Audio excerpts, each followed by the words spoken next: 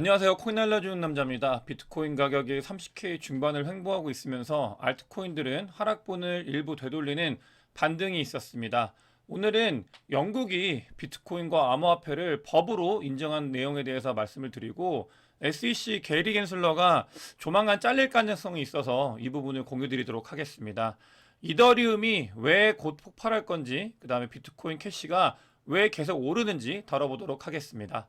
먼저 비트코인 CVD 자료인데요. 갈색고래와 보라고래 같은 경우는 포지션을 유지한 채로 계속 횡보하고 있는 모습을 확인할 수 있습니다. 이런 횡보가 길어지면서 31K와 32K의 신규 매도벽들이 계속 쌓이고 있는 모습을 확인할 수 있고, 밑으로 쌓여있는 매수벽보다는 위로 매도벽이 많이 쌓이는 걸 봤을 때 많은 사람들이 위쪽으로 올라갈 거에 베팅을 하고 있다는 것과 같은 의미거든요. 그렇기 때문에 추가적인 추세에 대해서는 좀 더 살펴보면 되겠습니다. 어제 영국에서 중요한 법안이 통과가 됐습니다. 그러니까 공식적으로 암호화폐를 국내 규제 금융활동으로 인정하는 법안이 통과가 됐는데요. 어떤 정책이 서기 위해서는 거기에 가장 핵심이 되는 게 이 법안이 마련이 되는 건데, 영국에서는 암호화폐를 규제되어 있는 금융활동으로 인정을 하겠다 이렇게 되어 있고, 이게 금융서비스 및 시장법이라고 하는데, 여기에 가장 핵심은 경제를 성장시키고 개방적이고 지속 가능하며 기술적으로 진보된 금융서비스 부분을 창출하기 위해서 이 법안을 통과시켰다라고 하는 부분입니다. 즉 이거는 제한을 하고 규제를 하기 위함보다는 규제를 통해서 신사업을 육성하기 위한 법이고, 이 법의 가장 핵심은 암호화폐 및 비트코인을 국내 규제 금융 활동으로 인정을 했다라는 점. 이런 것들이 앞으로 영국의 이런 암호화폐 정책에 있어서 방향을 제시하는 거기 때문에 의미 있는 일이고, 영국에서 이런 일들이 일어나는 거는 미국에 있는 현물 ETF 승인들과 그다음에 유럽에서 미카라는 규제 법안이 생겼잖아요. 그런 것들과 궤를 같이 하고 있고, 어쨌든 간 봐야 되는 건 IMF에서도 결국 비트코인이나 암호화폐를 막을 수 없다라고 얘기를 한 만큼, 시장 전체적으로 국가에서도 암호화폐는 하나의 산업이지 이걸 뭐 규제를 해가지고 뭔가 도박성 이렇게 볼 수 없다라는 거를 다 인정을 하면서 전환을 한 겁니다. 이번 반감기, 이번 불장에는 그런 전환된 모습이 보일 거고, 국가가 이렇게 전환을 하면 기업들이 들어오기에 훨씬 수월한 환경이 이루어지고, 그런 것들이 불장을 좀 더 큰 불장으로 만들 수 있는 거기 때문에 잘 살펴봐야 되는 지점이라고 생각이 듭니다. 어제 피델리티에서 현물 ETF를 승인을 했다고 해요. 여기서 가장 핵심이 되는 부분이 감시 공유 동의 내용이 포함되어 있는데, 이건 SEC와 같이 공동으로 보겠다라는 거고, 이거는 블랙록에서 처음에 제시를 했어요. 블랙록에서도 이 부분을 추가를 했고, 아크에서도 이 내용이 추가된 수정된 이 ETF 현물 요청을 했고, 피델리티도 이번에 감시 공유 동의 내용을 포함해가지고 현물 ETF를 신청을 했습니다. 이 블랙록이 현물 ETF를 신청을 했을 때 단순히 돈이 들어오는 것 이외에도 기관들이 움직인다, 월가에서 본격적으로 움직이고 하나의 상품이 서비스가 나오게 되는 전환점이 될 거라고 말씀을 드렸는데, 이런 부분들 자극을 하잖아요. 셀리트도 자극을 하고 있고 부랴부랴 막 다들 덤벼들게 하는 그런 모멘텀이 되고 있는데, 이 부분들이 어떤 것들과 연관가 되면 CME 그룹에서 다양한 상품들이 나올 수 있는, 그러니까 다양한 상품이 나온다는 거는 다양한 돈들이 들어올 수 있는 창구가 늘어난다는 것과 같은 말인데, 비트코인과 이더리움의 비율을 가지고 선물을 만드는 상품을 만들겠다, 그걸 가지고 사람들한테 서비스를 제공하겠다, 이 CME 그룹에서 그런 것들을 얘기를 하고 있습니다. 여기서는 비트코인 선물 ETF를 여기서 운영을 하고 있잖아요. 그런 부분들이 다양하게, 그러니까 많은 제공을 해주는 거죠. 그래서 사람들이 고를 수 있게, 뭐 예를 들어서 QQQ도 세배 QQQ가 있고 막 그런 거잖아요. 그 다음에 SQQQ가 있고, 그런 상품들이 그냥 다양하게 늘어나고 있다, 늘어날 가능성이 커진다, 이런 것들을 보여주고 있고요. 제가 늘 어떤 뭐 규제나 이런 것들이 생겼을 때 말을 보지 말고 행동을 봐야 된다라고 계속 강조를 드리는데, 그러니까 규제를 함에 있어서도 본인들이 어떤 행동을 했는지 살펴봐야 되는 게 그것과 반대되는 행동을 하는 경우가 많기 때문인데, 골드만삭스에서 베테랑인 사람이 이 서클사에 투입을 됐다고 합니다. 이 서클사에 합류를 했다라는 말은 여기가 미래라고 생각을 하는 거죠. 골드만삭스에서도 실제로 그러니까 알트코인이나 비트코인을 빌드하고 있는 사람들을 보면은 최근의 경향이 스마트한 사람들이 많이 들어오고 있는 모습을 보이고 있습니다. 이런 것들은 이 안이 뭐 하락장이든 뭐든 중요한 게 아니라 돈을 벌 수 있는 기회라는 거를 그 사람들은 누구보다 빨리 캐치를 한 거고, 그런 것들을 행동으로 옮기고 있는 모습이 계속 보이고 있다. 이런 점들이 암호화폐 시장과 비트코인 시장이 앞으로도 계속 발전할 수 있는 저는 가능성 중에 하나라고 생각을 합니다. 스마트한 사람들이 빌딩을 하면 좋은 상품들, 그다음 좋은 서비스들 잘 규제돼서 나올 거라고 생각을 하고 있고요. 글래스노드에서 나온 자료인데 비트코인이 어디가 바닥이었냐 이런 것들을 복합적인 자료를 통해서 알려주는 건데, 그러니까 계속 사이클, 제가 말씀을 드리잖아요. 사이클에 대해서 말씀을 드리고 사이클 말씀을 드렸는데, 이 하락장에서 사이클이 표시가 됐고 하락이었다라는 게 실질적으로 지표로 찍혔고 인증이 됐고, 그러면 그 뒤에 사이클에 대해서도 물음표가 아니라 느낌표로 바뀔 때가 되어가고 있잖아요. 하락장일 때 그냥 맨날 제가 무쇠처럼 사야 된다, 비트코인 사기 좋은 시기다라고 말씀을 드렸던 요 시기인데, 그때 실제로 반등을 해가지고 넘어온 모습을 확인할 수 있고, 그 말은 그 다음을 준비하는 그런 과정이 있어야 된다라는 것과 같기 때문에 이 지표를 가지고 와봤습니다. 주기영 대표가 스테이블 코인이 시장에서 계속 말라가고 있다고 얘기를 하고 있어요. 이런 부분들은 제가 스테이블 코인 관련돼서 자주 말씀을 드리죠. 스테이블 코인은 후행성 지표다. 장이 좋아지면 스테이블 코인이 외부에서 계속 들어올 거다라고 말씀을 드리는데, 그러니까 내부에 있는 스테이블 코인을 연료로 써가지고 비트코인과 이더리움의 가격을 끌어올렸다. 이런 모습을 볼 수 있고요. 추가적인 스테이블 코인이 공급이 생기면 그 뒤에 추가적인 상승이 있을 거다. 이렇게 보시면 되겠습니다. 제가 이번에 다시 30K 올라올 때 그 전에 지표를 통해서 반등을 할 겁니다. 25K, 24K 때 뭐 차트를 가지고 와가지고 얘기를 드렸던 적이 있잖아요. 많은 분들이 이렇게 하락했을 때는 그런 것들에 대해서 믿지 않고 무슨 소리냐 이렇게 속으로 많이 생각하실 텐데, 생각하셨을 거고요. 근데 보게 되면은 그때 그 자료를 만든 친구의 자료인데, 그러니까 추가적인 상승을 기대할 수 있는 그러니까 그런 차트다. 저는 차트 충향이기 때문에 차트에 대해서 뭐 디테일하게 알 수는 없지만 이런 부분들이 있다고 해요. 근데 단순히 저는 차트만 보는 게 아니고 이 차트를 뒷받침하는 지표들, 이런 것들을 늘 챙기잖아요. 지표를 챙기고 온체인 데이터를 챙기고 그 다음에 사람들의 심리를 챙기고 그 다음에 유튜버들의 행동들도 챙깁니다. 그런 것들을 보면서 어떻게 움직이는지, 그리고 결정적으로 제 영상에 올라오는 댓글들도 챙겨요. 댓글들도 챙기면서 이런 것들이 어떻게 되겠다라는 거에 대해서 예측을 하는데 좋은 소스로 활용을 하는데, 보게 되면은 이렇게 올라간다라는 거의 근거는 뭐 1000개에서 10,000개 이상 되는 비트코인 고래들이 새로운 축적을 시작을 했습니다. 그런 모습들이 보이고 있고요. 이런 축적들이 새롭게 시작이 됐고, 늘 그렇지만 축적이 이루어진다라는 거는 추가적인 비트코인 상승을 그러니까 유발하는 것과 같은 말이라는 거는 제가 영상에서 자주 언급을 드렸잖아요. 그렇기 때문에 추가적인 상승의 모멘텀이 생기고 있다. 물론 하락을 할 수 있습니다. 이런 것들에 대해서 단기적으로 예측하는 거는 어렵지만 하락을 하더라도 상승의 모멘텀이 살아있다. 이런 부분들을 보면서 중기, 장기의 그런 그림을 그려나가야 된다고 생각을 합니다. 좀 더 먼 큰 그림을 봤을 때 뭐 국가 얘기도 하고 기업 얘기도 하고 뭐 10,000개 있는 비트코인 홀더들 얘기도 하는데, 우리가 어디 있는가에 대해서 좀 살펴볼 필요가 있는데요. 비트코인이 아직 전 세계 사람들의 1%도 채택이 안 됐거든요. 1% 미만이에요, 아직까지. 그러면 우리는 한 이쯤에 있다는 거예요, 비트코인이. 요즘 그러니까 10년 정도 뒤 지나면 이제 비트코인 사고 싶어도 못 삽니다, 개인은. 다 기업들이 관리를 할 거기 때문에 사고 싶어도 못 사고, 제가 그리는 그림도 그렇게 보고 있고요. 이런 것들이 얼마나 우리 이 영상을 보고 이 코인 시장에 계신 분들이 얼리 투자자인지, 그러니까 사이클 매매에 있어서도 얼리 투자자고 전체적인 그림을 봐서도 얼리 투자자라는 게 저는 여러 가지를 봤을 때 그렇게 생각이 들어요. 그렇기 때문에 코인 시장에 늘 관심을 가지셔야 된다라는 말씀을 그러니까 반복적으로 드리고 있는 이유이기도 합니다.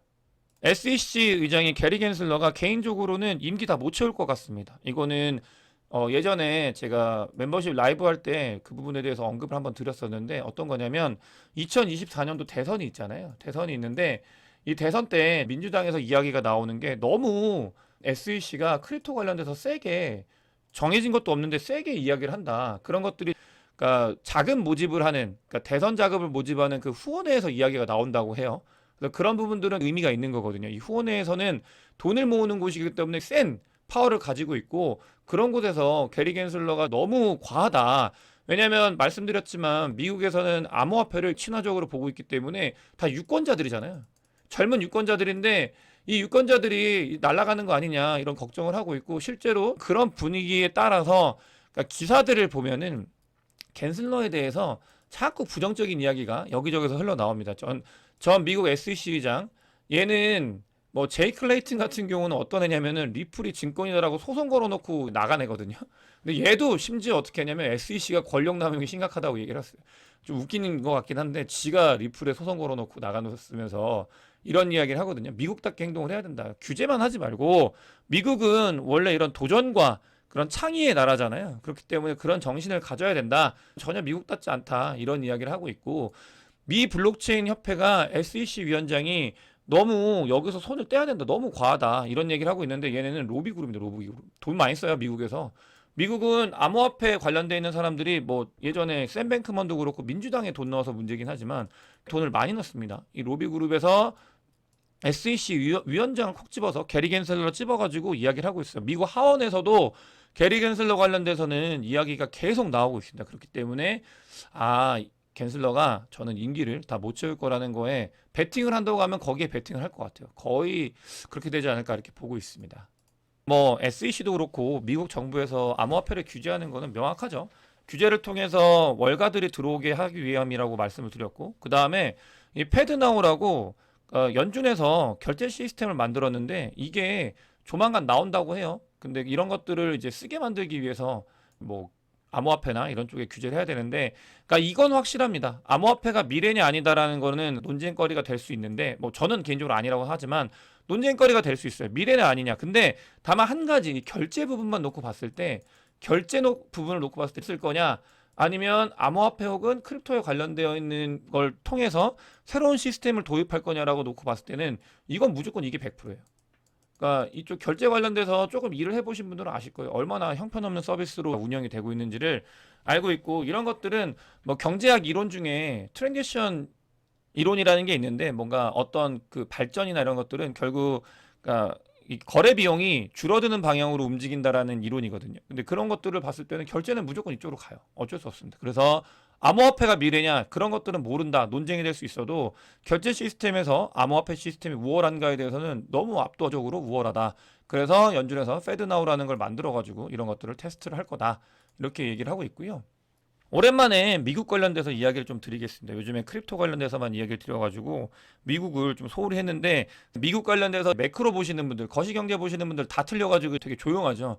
왜냐면 1월부터 6월까지 작년부터 경기 침체 온다라고 그러면서 경기 안 좋아진다고 하면서 막 다 쇼쇼쇼쇼 해가지고 뭐 2008년 금융위기급 뭐 온다라고 막 얘기하는데, 미국 거의 뭐 불장이 계속 역대급 불장이 활활 타고 있죠.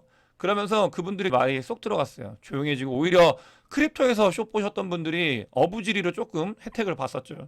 크립토 관련돼서는 6월 달에 많이 상승을 못했잖아요. 그런 분들이 그나마 길을 좀 펴는데, 그러니까 거시경제 보시는 분들이 다 망했어요. 진짜 실질적으로. 그러면서 밀려가지고 연말에 경기 침체 올 거다 이렇게 보고 있고, 저는 그래도 6월에서 9월 사이, 그러니까 아직까지는 조심해야 된다라고 개인적으로 생각을 하고 있고, 저는 애초에 아시지만 숏의 뷰를 보는 사람이 아닙니다. 기본적으로. 그러니까 조심을 해야 되는 조정이 온다 정도지. 근데 보면은 하우징 마켓을 봤을 때 새로운 주택 건축을 보면 가격이 16%가 빠졌대요. 고점 대비 많이 빠져가지고, 이게 이 빠진 걸 일단 말씀을 드리는 이유가 뭐냐면, 그러니까 미국에서 실제로 보게 되면은, 그러니까 이렇게 보면은 하우징 그 홈세일을 봤을 때 이게 반등을 했거든요. 그러면서 사람들이 경기 침체 끝났다 이렇게 얘기하시는 분들이 있어요. 근데 그게 아니라 뭐냐면, 신규로 지어지는 집이 가격이 아까 내려갔다고 했잖아요. 싸져가지고 사람들이 새로운 집을 사지 과거의 집을 안 사고 새로운 집만 산다는 거예요. 이런 것들이 지표로 찍혀가지고 뉴 홈세일이 올라간 거다. 그래서 전체적인 그 하우징 마켓의 판매량을 보게 되면은 이거 줄었다. 그러니까 올라간 게 아니다. 그래서 아직까지 경기가 살아난 게 아니다라는 거를 지표적으로 보여주는 자료거든요. 그래서 다시 한번 정리를 하면은, 그러니까 미국에 있는 신규 주택 가격이 하락을 했어요. 근데 미국에서 어떤 이야기가 나오냐면, 그러니까 집 판매가 늘어났다, 다시 반등을 했다라는 이야기가 나와서 경기 침체가 끝났다, 아니다라고 이야기를 하는데, 여기서는 무슨 얘기냐면 그게 아니다. 지표를 보게 되면은 새로 신규로 집을 지은 게 가격이 싸져가지고 그게 올라간 거지, 전체적인 그 하우징 마켓은 아직도 하락하고 있다. 그렇기 때문에 경기 침체를 염려해야 된다라는 이야기를 여기서 하고 있는 겁니다.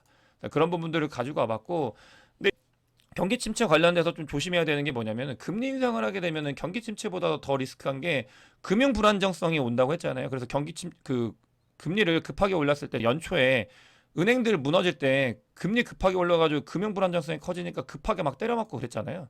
그런 것들이 그러니까 연준에서는 그 뒤에 약간 조절을 하고 있는 게 지표로 보이는데 코인 투자하면서 이런 것까지 공부하는 거 좀 이게 왜 이렇게 해야 되냐 이런 생각 하시는 분들도 계시지만 어쨌든 돈 풀리는 건 중요한 거기 때문에 봐야 돼요. 어떤 게 있었냐면은 미국에서 재무제표 막 이야기하면서 그러니까 연준에서 부채 한도 상향 이슈도 되게 오래된 것 같은데 그렇게 되면서 부채 한도 상향 이슈가 올라갔죠. 부채를 한도를 올릴 수 있게 되면서 이 TGA 자금으로 땜빵했던 게 막아야 된다라고 하면서 TGA 자금을 충전을 했어요. 그러면서 시중에 있는 돈을 이제 빨아들이는 거거든. TGA 자금을 충전을 한다는 건 시중에서 연준으로 돈이 들어간다 이런 말과 같아서 유동성이 줄어드는 것 같은데 그럼에도 불구하고 시장이 나쁘지 않은 이유는 이 영래포 밸런스를 보시면은 영래포가 마이너스예요. 보시면.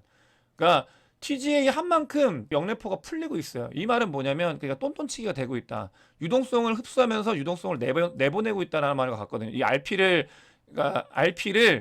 연준이 원래는 이 영래포 RRP가 뭐냐면 연준이를 사들여 가지고 유동성을 흡수시키는 거거든요. 흡수시키는 건 이게 유동성을 흡수시키는 건데 그게 마이너스라는 거는 유동성이 공급이 되고 있는 그런 상황과 같습니다. 그래서 이 밸런스를 봤을 때 조절을 하고 있어요. 연준에서 돈 관련돼서 약간 아슬아슬하게 줄타기 하고 있고 이유는 뭐냐면 금리가 이제 내려갈 수밖에 없는 게 인플레이션이 꺾여서 계속 대세 하락을 하고 있거든요. 그러면서 미국에 있는 그러니까 바이든 행정부의 경제 참모 같은 경우는 2%갈 거다. 미국 대선 될 때. 그때 딱 맞춰놓은 거예요. 거의.